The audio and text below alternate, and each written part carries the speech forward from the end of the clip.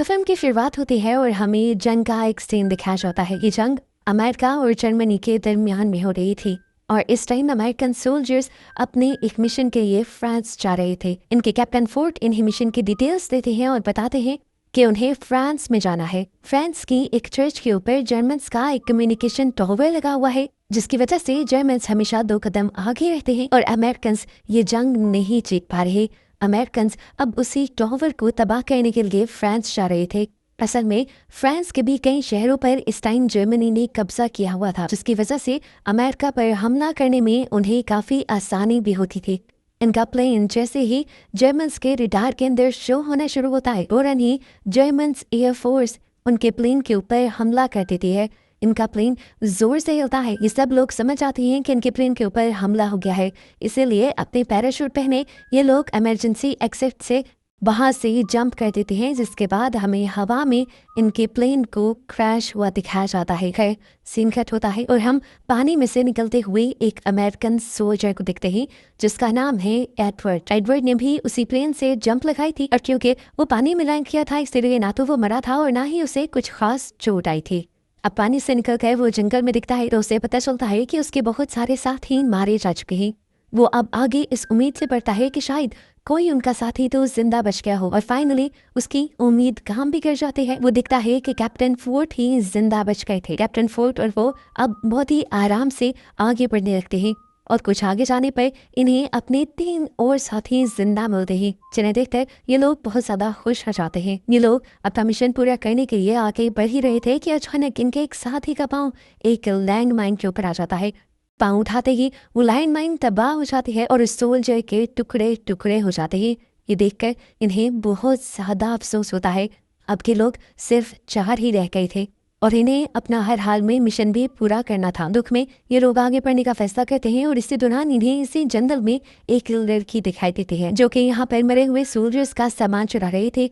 Captain fort उसे gun point पर ले लेते हैं। अब वो लड़की बताती है कि मैं यहाँ पर किसी बुरे इरादे से नहीं आई, मैं सिर्फ अपनी ज़रूरतें पूरी करने के लिए यहाँ पर इन लोगों का सामान चुरा रही हूँ। इन्हें इस लड़की का नाम क्लोई पता चलता है और क्लोई की बातों से उन्हें ये भी पता चलता है कि वो जर्मन सोल्जर्स को ज़्यादा पसंद नहीं करती, मगर वो ये भी चाहती है कि उनके ऊपर से जर्मन्स का कब्जा खत्म हो जाए। क्लोई को जब पता चलता है कि ये लोग अमेरिकन सोल्जर्स हैं तो वो बिना हिचकिचाए उनकी मदद करने के लिए उन्हें अपने घर ले जाते हैं।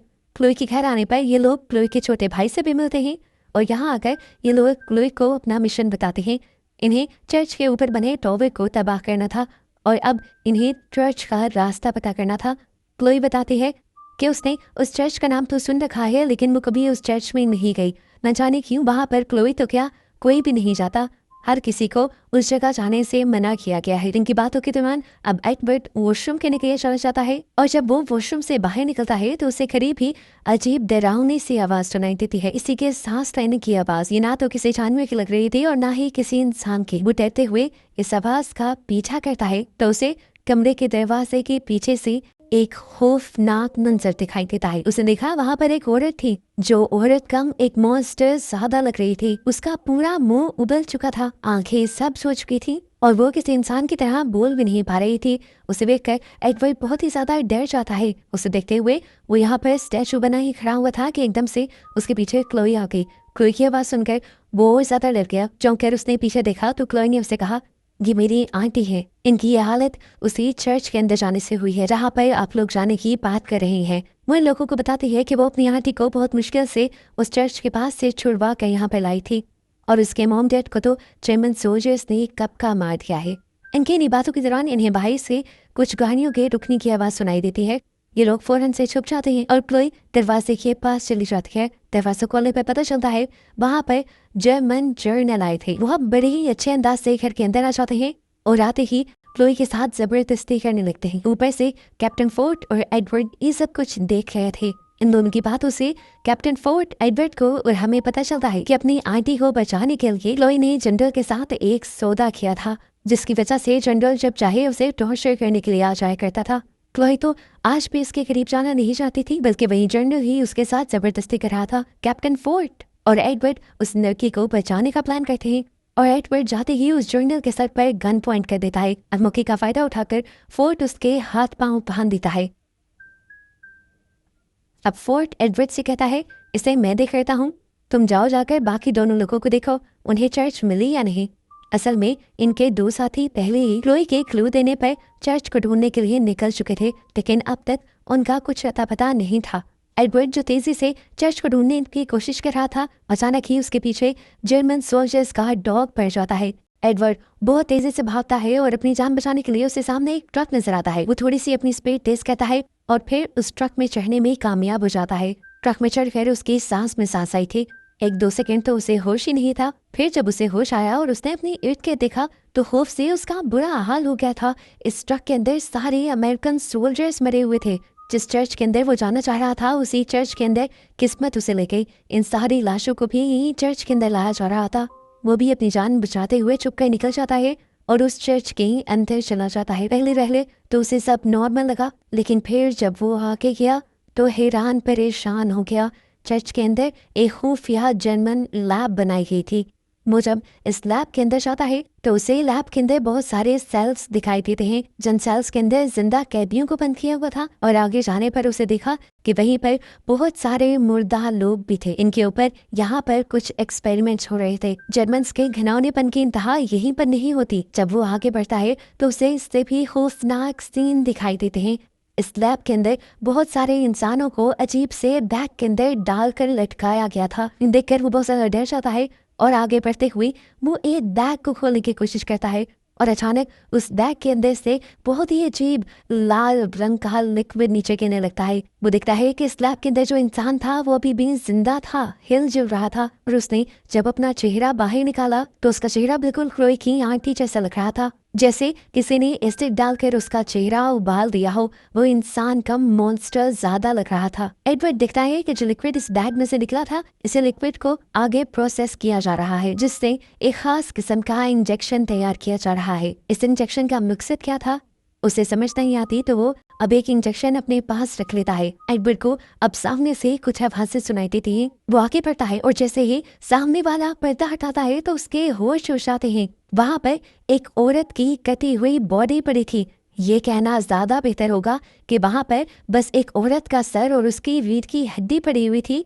और इसमें हैरान कर देने वाली बात ये थी कि वो औरत जिंदा थी सबके बावजूद और बात कर पा रही थी। ये सब देखकर एडवर्ड इतना ज्यादा डर जाता है कि फौरन यहाँ से भाग जाता है और इसे ब्रिज के रास्ते से होते हुए वो यहाँ से जब निकलने की कोशिश करता है तो उसे अपना पहले वाला साथी मिल जाता है जो यहाँ पर आ चुका था। वो देखता है कि उसका ये साथी पहले जर्मन सोल्जर्स के हाथों पकड़ा गया था और इस पर उन लोगों ने एक्सपेरिमेंट्स भी करना शुरू कर दिए थे, पर वो अपने आप को बचा गया। लेकिन इस टाइम वो बहुत ज्यादा जख्मी था।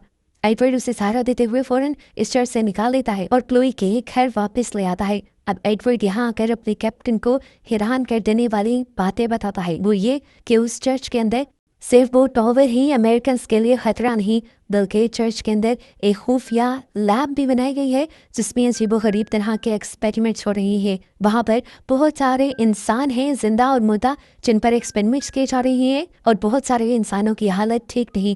उसने वहाँ पर जो कुछ देखा था वो सब कैप्टन फोर्ड को बता दिया और कैप्टन फोर्ड भी ये सारी बातें सुनकर हैरान परेशान हो गए। वो जानना चाहते थे कि लैब में किस किस्म के एक्सपेरिमेंट चल रही हैं, इसीलिए वो अपने साथी से कहते हैं जाओ ऊपर से उस जनरल को पकड़ कर लाओ। वो आदमी जब ऊपर जाता है तो देखता है कि जनरल बेहोश है। वो उसे एक दो मरतबा होश में लाने की कोशिश करता है, लेकिन जब उसे कंफर्म हो जाता है कि अभी वो होश में आने वाला नहीं है तो वो उसके हाथ पांव खोल देता है। जनरल भी बस इसी पल के तो इंतजार में था, बेहोशी का तो वो बस नाटक कर रहा था। हाथ पांव खोलते ही वो फौरन अपनी गन निकालता है और इस सोल्जर के सीने में शूट कर देता है। गोली की आवाज सुनकर फौरन एडवर्ड और कैप्टन ऊपर आते हैं। उनका एक साथी यहाँ पर जनरल को दोबारा से पकड़ लेता है, जबकि ये लोग ये देखकर बहुत ही ज्यादा अफसोस में चले जाते हैं कि उनका एक और साथी गोली लगने पर मारा गया है। एडवर्ड ये देखकर बहुत ज्यादा परेशान हो जाता है और तभी उसे याद आता है कि वो जर्मन की लैब से एक इंजेक्शन लेकर आया था। उसने देखा था कि किस तरह वहाँ लैब में मरे हुए लोग जिंदा होकर बातें कर रहे थे। उसे लगा कि वही इंजेक्शन है जिससे मुर्दा लोग जिंदा किए जा सकते हैं, इसीलिए वो एक पल को सोचता है और फिर वो इंजेक्शन निकाल कर अपने साथी के दिल के अंदर स्टैब कर देता है और उसकी ये सोच और प्लान काम भी कर जाता है। हम देखते हैं कि कुछ पल गुजरते ही वो आदमी जिंदा होकर खड़ा हो जाता है। उसे जिंदा हुआ देखकर ये सब लोग जो यहाँ खड़े हुए थे वो बहुत ही ज्यादा हैरान हो जाते हैं। यहाँ तक कि क्लोई भी। कुछ पल गुजरता है और हम दिखते हैं कि उस आदमी के जिस्म में बहुत ज्यादा ताकत आने लगी थी, इतनी ताकत जिसे उसकी बॉडी सह नहीं पा रही थी। उसकी पूरी की पूरी वेन्स फूलने लग जाती हैं, नीले पड़ जाते हैं और वो अपनी ताकत अपने साथियों पर निकालने लगता है। वो एडवर्ड का गला पकड़ लेता है और उससे दबाने लगता है।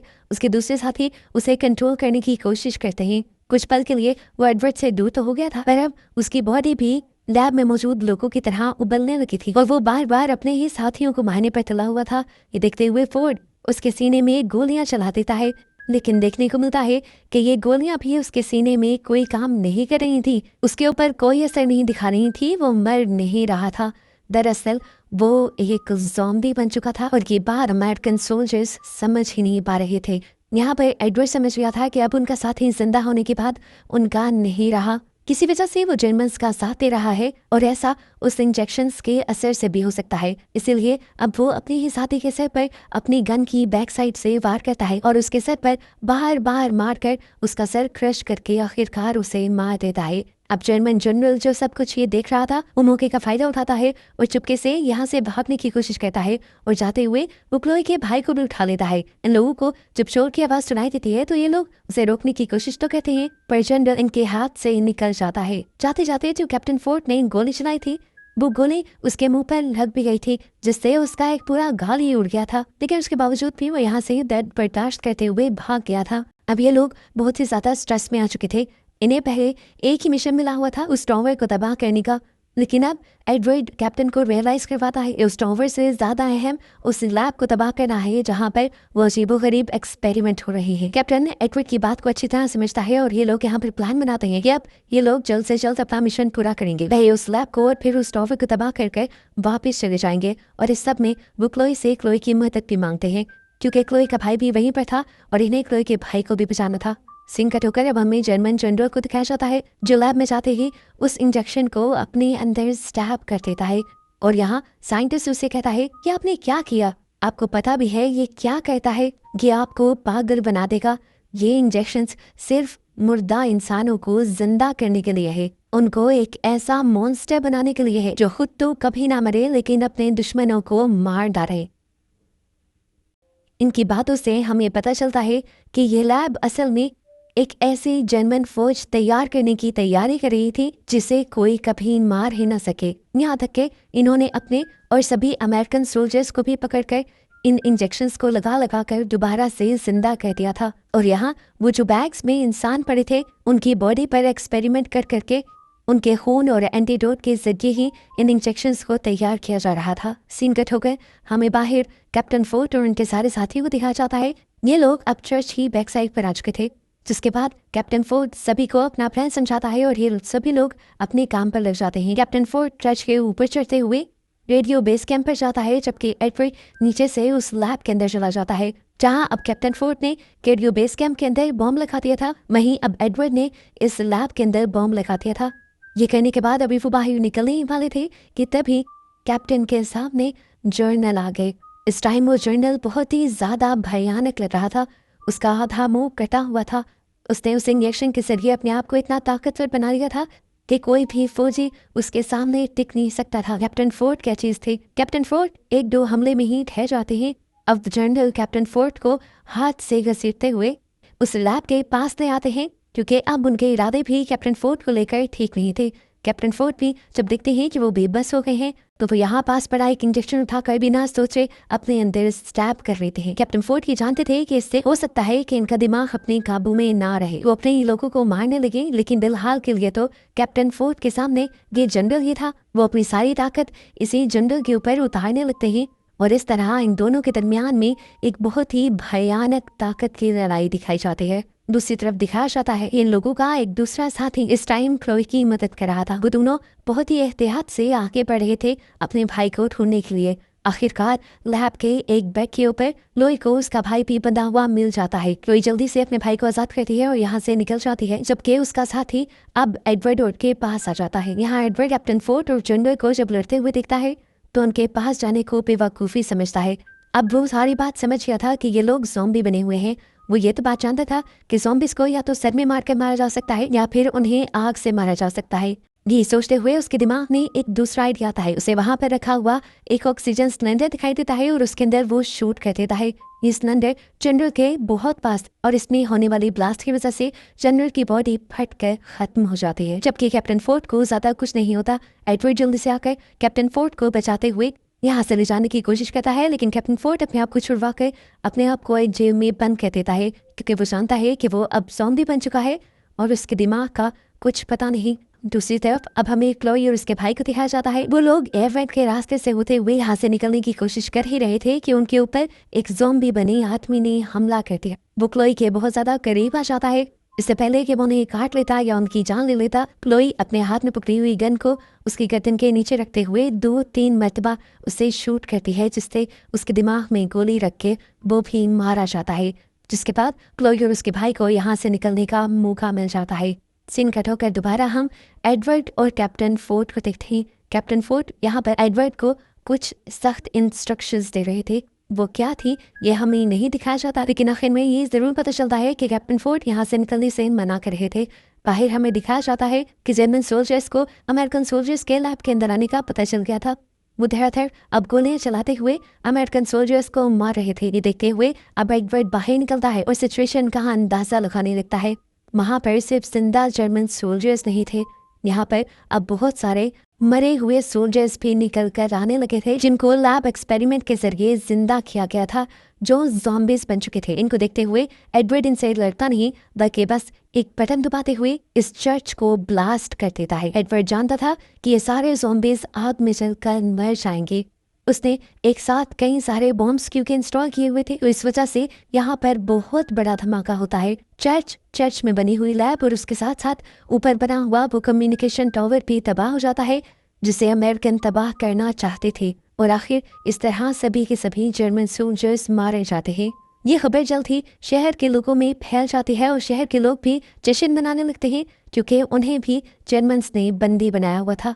सभी अब घर से बाहर निकल आए थे और आंखों ही आंखों में एडवर्ड का शुक्रिया करने लगे थे। मूवी के पोस्ट क्रेडिट सीन में अब हमें एडवर्ड को वापस अमेरिका में दिखाया जा रहा था। एडवर्ड से अब उसके सीनियर्स उस लैब के बारे में सवाल करते हैं, तो एडवर्ड उन्हें साफ इनकार कर देता है कि उसने वहाँ कोई लैब नहीं देखी थी। वो सिर्फ टावर को तबाह करने गए थे और टावर को तबाह कर कर आ गए। पता चलता है कि एडवर्ड ने कैप्टन फोर्ड के कहने पर इन लोगों से उस लैब के ना होने के बारे में झूठ बोला था, क्योंकि कैप्टन फोर्ड और एडवर्ड दोनों ही जानते थे कि जंगें जीतने के लिए इंसानों के अंदर इंसानियत खत्म हो जाती है, और अगर ऐसे किसी लैब का अमेरिकन्स को पता चला तो वो भी ज़रूर ऐसे ऊट पटांग के एक्सपेरिमेंट्स को करना शुरू कर, जो वो होने देना नहीं चाहते। क्योंकि एडवर्ड को ये भी पता था कि अगर एक मरतबा कोई एक ज़ॉम्बी भी इस दुनिया में आ गया, फिर ज़ॉम्बी वायरस को फैलने में और इंसानियत को मिटने में वक्त नहीं लगेगा। इस तरह एडवर्ड का झूठ पूरे इंसानियत को बचा जाता है और उसका मिशन भी कंप्लीट हो जाता है।